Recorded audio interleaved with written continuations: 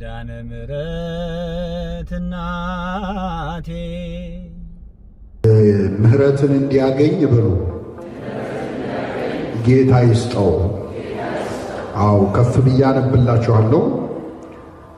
ጌታ ለሄኔሲፎሩ ቤተሰቦች መጽናናትን ይስጣቸው፣ ምሕረትን ይስጣቸው። ብዙ ጊዜ አሳርፎኛልና በሰንሰለቴም አላፈረበትም። ነገር ግን በሮም ባደረ ጊዜ ፈልጎ አገኘኝ። በዚያን ቀን ከጌታ ምሕረትን እንዲያገኝ ጌታ ይስጠው፣ እንዴት እንዳገለገለኝ አንተ ታውቃለህና ይላል። ስለ ቃሉ የአምላካችን ስም የተመሰገነ ይሁን። ቅዱስ ጳውሎስ ዛሬ እንደተለየን እንደ ወንድማችን እንደ ዲያቆን ኃይለ ጊዮርጊስ እጅግ ሲያገለግለው የነበረ በቤተ ክርስቲያን በምዕመናን ዘንድ ይወደድ የነበረ ቅዱስ ጳውሎስ ደግሞ በታሰረ ጊዜ እስር ቤት ድረስ እየሄደ ይጠይቀው የነበረ። ሌላው ቀርቶ ቅዱስ ጳውሎስ ተግዞ ወደ ሮም በግዞ ተሄዶ ይግባኝ ጠይቆ ሊፈረድበት በሮም እስር ቤት ውስጥ ታስሮ በነበረበት ሰዓት ሌሎች ክርስቲያኖች አይ ታስሯል፣ እሱን ሄደን ብንጠይቀው እኛንም ጨምረው ክርስቲያን ናቸው ብለው ያስሩናል ብለው ፈርተው ጳውሎስን እስር ቤት በማይጠይቁበት ጊዜ በሰንሰለቱ ሳያፍር እየተመላለሰ ይህ ሄኔሲፎሩ የተባለ ሰው ይጠይቀው ነበር። የእግዚአብሔር ጊዜ ሆነና ይህ ሄኔሲፎሩ የተባለ የእግዚአብሔር ሰው የቅዱስ ጳውሎስ ደቀ መዝሙር አገልጋይ ነፍሱ ከሥጋው ተለየች፣ አረፈ። እሱ ባረፈ ጊዜ ቅዱስ ጳውሎስ ሁለት ቃላትን አሁን ያነበብኩላችሁን ተናገረ። አንደኛ ጌታ ለሄኔሲፎሩ ቤተሰቦች ምሕረትን ይስጣቸው፣ ወይም በእኛ ቋንቋ ምን ይስጣቸው ማለት ነው?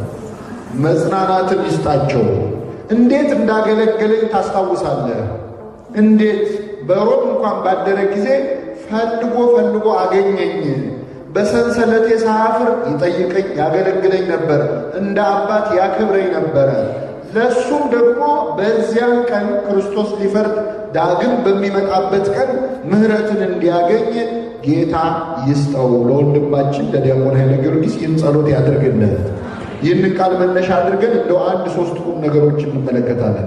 መቼስ ክርስቲያኖች ሞት እዚህ ጉባኤ ላይ ከተገኘነው ሰዎች የማይሞት ሰው አለ? የለም። መቼ እንደምንሞት አናውቀው። እግዚአብሔር አንዱ ቸርነቱ የምንሞትበትን ቀን መሸሸጉ ነው። አንድ ሰው የሚሞትበትን ቀን እንዳያውቅ አድርጎ ነው እግዚአብሔር ያስቀመጠው። ቢነግረን ኖሮ ምን ይፈጠር ነበር? መቼ እንደምንሞት ብናውቅ ኖሮ አሁን አንተ ይህን ያህል ዓመት ነው የቀረ፣ ከዚህ በኋላ ይህን ያህል ዓመት ነው የቀረሽ ተብሎ በትክክል የምንሞትበትን ቀን ብናውቀው ምን የሚፈጠር ይመስላችኋል? ምናልባት ቤተ ክርስቲያን ውስጥ አሁን ስላለን አይ ቀኑን ካወቅነውማ ንስሐ እንገባለን፣ ያስቀየምነውን ሰው ምን እናደርጋለን እንላለን። ግን በፍጹም እንደዛ ላናደርግ እንችላለን። ሰው የሚሞትበትን ቀን ቢያውቅ ምን እንደሚያደርግ ይሄ እድል ተሰጥቶት አሳይቶናል። በኖህ ዘመን 120 ዘመን ተሰጥቷቸው ነበር የሰው ልጆች። ስንት ዓመት? 120 ዓመት ተሰጥቷቸዋል። ወደ እግዚአብሔር ተመለሱ ንስሐ ግቡ ተባሉ። 120ማ ከሆነ 100ውን ዓመት እንጨፍርና 20ውን ዓመት ምን እናደርጋለን? ንስሐ እንገባለን።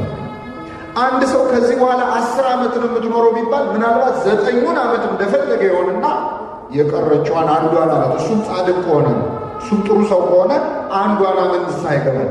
ሌላው ሰው ግን እንደ ዕለቷ እስክትደርስ ጠብቆም ኃጢአት ሊሰራ ይችላል። እስከ መጨረሻይቱ ህቅታው ድረስ ኃጢአትን ሊሰራ ይችላል። ስለዚህ እግዚአብሔር ይህንን ጠባያችንን ስለሚያውቀው የሰውን ድካሙን አንተ ታውቃለህና ይላል ቅዳሴያችን። ድካማችንን ስለሚያውቀው እግዚአብሔር የሞት ቀናችንን ከእያንዳንዳችን ላይ ሰውሮብናል ማለት ነው። አሁን ዛሬ በወንድማችን እረፍት ምክንያት ተሰብስበን ጸሎተ ፍትሐት ሲደረግ ሲታዘብ ሁላችንም አዝነናል። እንግዲህ ሐዘን ቤት መሄድ እንደውም ጠቢቡ ሰሎሞን ሰርግ ቤት ከመሄድ ለቅሶ ቤት መሄድ ይሻላል ይላል። ምክንያቱም የሰው ሁሉ መንገድ ወደዚያ ነውና ይላል። ሰርግ ቤት የሄደ ሰው ጨፍሮ በልቶ ጠጥቶ ተሳክሮ ነው የሚወጣው። ሐዘን ቤት ግን የሄደ ሰው ያዝናል። ለጊዜውም ቢሆን የሚሞትባትን ቀን የማሰብ ዕድል ይሰጠዋል። እና አሁን እዚህ መካከል ለወንድማችን ፍትሐት እያደረግን እንኳን ከዚህ በኋላ ሄጄ ምንድን የምሰራው እያለ የዓመት ዕቅድ የሚያቅድ ሰው አለ። ቀብር ላይ ቆሞ ማለት ነው። ደካሞች ነን። የምንሞትበትም ቀን ሰውሮታል እግዚአብሔር፣ አናውቀው ግን አስቡ ይላል። እንደውም አንዱ የቅዱሳን ሥራ ተዘክሮተ ሞት ነው፣ ሞትን ማስታወስ ነው። እግዚአብሔር ሞታችንን ለማስታወስ በቸርነቱ ይርዳል። ወንጌላዊ ዮሐንስ ይገርማቸዋል። ከ12 ሐዋርያት አንዱ ወንጌላዊ ዮሐንስ ሕይወቱን ሙሉ በሐዘን ያሳለፈ ሐዋርያ ነበር፣ ከሌሎች በተለየ። እንደውም ቁጹረ ገጽ ይሉታል ሊቃውንት፣ ፊቱ በሐዘን የጠቆረ ይሉታል። ዕድሜውን ሙሉ ዓርብ ዕለት ክርስቶስ የተሰቃየውን ስቃይ አይቶ ሕሊናው ላይ ስለተቀረጸ ልክ ለገላትያ ምዕመናን እንደተደረገው ለእርሱ ኢየሱስ ክርስቶስ እንደተሰቀለ ሆኖ በልቡናው ተስሎ ስለነበር በሕይወት ዘመኑ ፊቱ በሐዘን እንደከሰለ እንደጠቆረ እንዳዘነ ነው። አንድ ቀን ግን እንደው ከአንጀቱ ስቋል ይባላል። ቅዱስ ዮሐንስ በጣም የሳቀበት ቀን አለ። መሳቅ አቁሟል እኮ አዝኗል። ግን አንድ ቀን እንደው ከልቡ ነው የሳቀው። ምን አይነት ቀልድ ቢነገረው ነው የሳቀው ካላችሁ፣ አንድ ሰው ልብስ ሲያሰፋ አይቶ ነው የሳቀው። ምን ሲያደርግ? ልብስ። አሁን ልብስ ማሰፋቱ ምን ያስቃል? ቅዱስ ዮሐንስ ንጻሬ መላእክት ላይ ስለደረሰ ከመላእክት ጋር እስከመነጋገር ስለደረሰ አንድ ሰው ልብስ ሲያሰፋ አየው፣ ይከራከራል። እንዲያርገስፋልኝ እያለ ሲጨቃጨቅ የእግዚአብሔር መልአክ መጣና ለቅዱስ ዮሐንስ ይሄ ሰውዬ ነገ ጠዋት ነው የሚሞተው ብሎ ነገረው ይላል። ነገ ጠዋት የሚሞት ሰው አሁን ምን እያደረገ? ልብስ እያሰፋ እንዲያርገስፈው ይላል። ብዙ ልብስ ያሰፋን ሰዎች አለን። ብዙ ዓመት እንደምን ከልብስ አልፈን ለቦታ ለመሬት ለትንሽ ነገር ከሰው ጋር የምንጣላ መች እንደምንሞት አናውቀው። አሁንም ሰላም የማንላቸው ሰዎች ነው እማናናግራቸው። እሷን ከማናግር እሱን ከማናግር እንደው ብሞት ይሻለኛል የምንላቸው ሰዎች ነው። መሞታችንን ረስተነዋል። እንደው ሞታችንን ለማስታወስ እግዚአብሔር በቸርነቱ ይርዳል። እንደው መጽሐፈ መቃብያን ላይ የምትሞቱባትን ቀን አስቡ ይላል። የሞታችሁ ቅዱሳን ነው። በገዳማውያኑ ሕይወት በዜና በምናየው ይህን ነው። ደጋግሞ ሞታቸውን አንዳንዶቹ የሚገነዙበትን ልብስ ይዘው ይዞረዋል። ሲወጡ ሲገቡ ያንን ልብስ እንዲያዩት። አንዳንድ ቅዱሳን ከቅዱሳን አጽም ጋር ነው የሚተኙት። አባቶች ገዳም ውስጥ ሆነው ከነሱ ቀድሞ የሞቱ ቅዱሳን አጽም አጠገባቸው ያደርጋል። ለምን? ያንን አጽም ባዩ ቁጥር ነገ እነሱ እንደሚሞቱ እንዲያስታውሱ። እኛ ግን ነገር ዓለሙን ስለረሳ ነው ተስፋችንንም ዓለማችንንም ሕይወታችንንም እዚህ ምድር ላይ ያደርጋል። ጊዜያዊ መሆኑ ረስተነው እና እንደዚህ እንደ ወንድማችን ከመካከል ሰው ሲለይ አንዱ ጥቅሙ ምንድን ነው? እኔም እኮ ነገ ልወሰድ እችላለሁ። አንችልም? እንችላለን። ወንድማችን ከእኛ ቀድሞ እንዲሄድ እኛ እንድንቆይ ያደረገ የእግዚአብሔር ቸርነት ብቻ። ይህንን ማሰብ መቻል አለብን ነው። ይህ መጀመሪያ ነው። ሌላው ምዕመናን መቼስ አታልቅሱ አይባልም። እዚህ መካከል እንግዲህ ወንድማችን እጅግ በመልካምነት በቤተክርስቲያን አገልግሎት የሚታወቅ ወንድማችን ነው። እህቶቻችን፣ ወንድሞቻችን ሁላችንም መጠኑ ይብዛይነስ እንጂ ሁላችንም አዝነናል። መቼስ ሰው የሞተ ቀን ክፉ ነገሩ አይነገርም አይደል? እንዲያረገ እንዲያ አይባልም። ለዚያ ሳይሆን በእውነት ወንድማችን እጅግ መልካም ወንድም ነበር እና አታልቅሱ አይባልም። እንኳን ለወንድም ለእህታችን ቀርቶ ለክርስቶስ ራሱ ቤተክርስቲያን በቅዳሴ ላይ የምትወዱት ምን በሉለት? አልቅሱለት ትላለች። እንዴ ተነስቷል እኮ ሞትን ብላችሁ አድርጓል፣ ግን አልቅሱለት ትላለች ሞቱን አስብ። ስለዚህ አታልቅሱ አይባልም። ክርስቶስም አልቅሷል። ክርስቶስ አልዓዛር የተባለ ወዳጁ ከሁለት እህቶቹ ጋር ይኖር ወደነበረበት ቤት ሄደ። ታሞ ሳለ ጠሩት፣ አልመጣም። በኋላ ግን ሲመጣ አልዓዛር ሞቷል። ሁለቱ እህትማማቾች ተራ በተራ እየመጡ ከጌታ እግር ስር ወድቀው አለቀሱ። ጌታ ሆይ አንተ በዚህ ኖረ ቢሆን ኖሮ ወንድሜ ባልሞተም ነበር ብለው አለቀሱ። አንተ በዚህ ኖረ ቢሆን ወንድሜ ምን ባላለ። አንዳንዴ ሰው ሲሞት እንዲህ ተደርጎ ቢሆን ኖሮ እኮ አይሞትም ነበር፣ እንዲህ ባይደረግ ኖሮ ይቆይ ነበር። ብዙ ምክንያቶች እናቀርባለን። የሞት ቀንን የሚወስነው ማን ነው? እግዚአብሔር።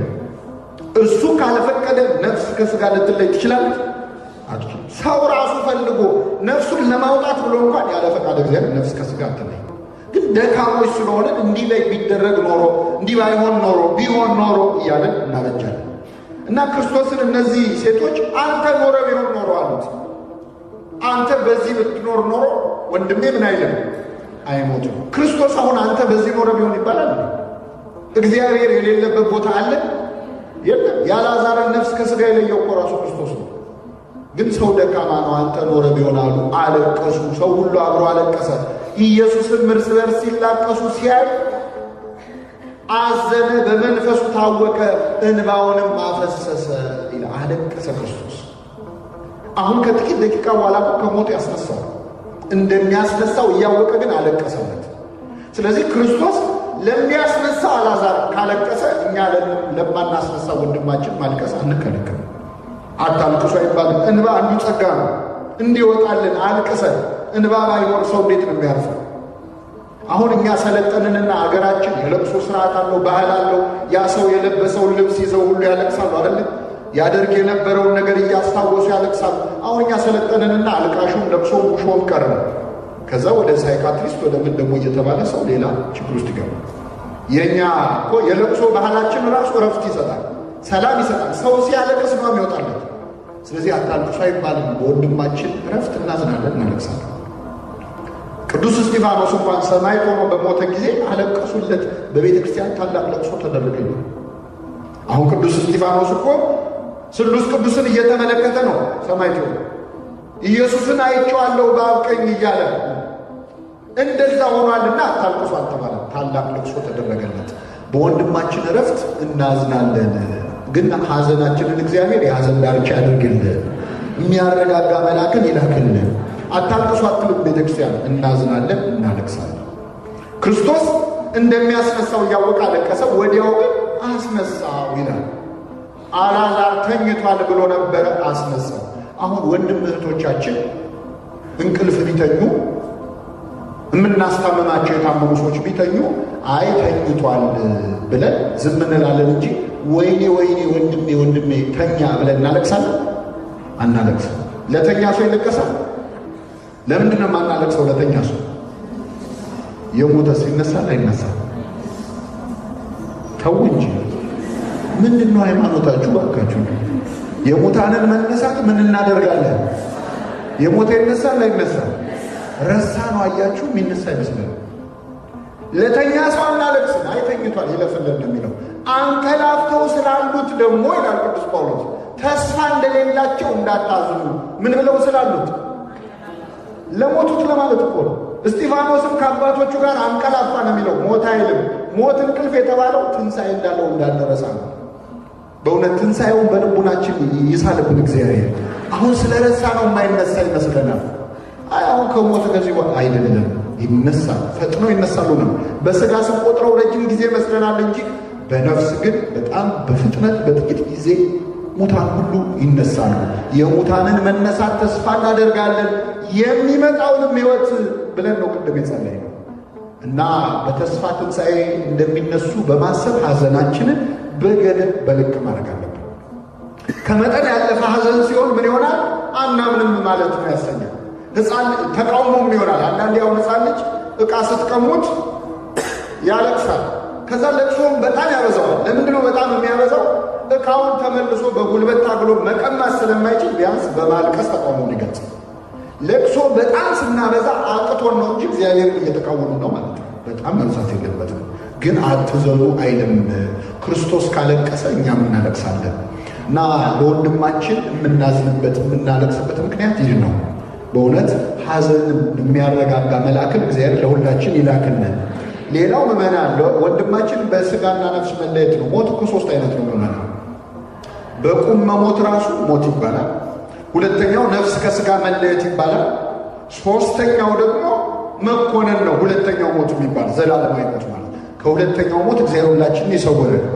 አሁን ስለ ሁለተኛው ሞት መቼስ ያየ የለም እዚህ መካከል፣ ግን ሁለቱን ሞቶች እያየን ነው። ወንድማችን የሥጋና የነፍስ መለየትን ሞት ሞቷል። እዚህ ያለነው ሰዎች ውስጥ ደግሞ በኃጢአት ምክንያት የሞቱ ሰዎች አሉ። የበለጠ የሚያሳዝነው ከሥጋ ሞት ይልቅ በምን መሞት ነው? በኃጢአት የሞተ ሰው ለመጨረሻው ሞት ሊዳረግ ይችላል። በሥጋ የሞተ ሰው ግን ላይዳረግ ይችላል። እንደውም የሚያስፈራው ሞት አሁን እኛ ያለንበት ሞት ነው። እግዚአብሔር ከኃጢአት ሞት በቸርነቱ ያስነሳል።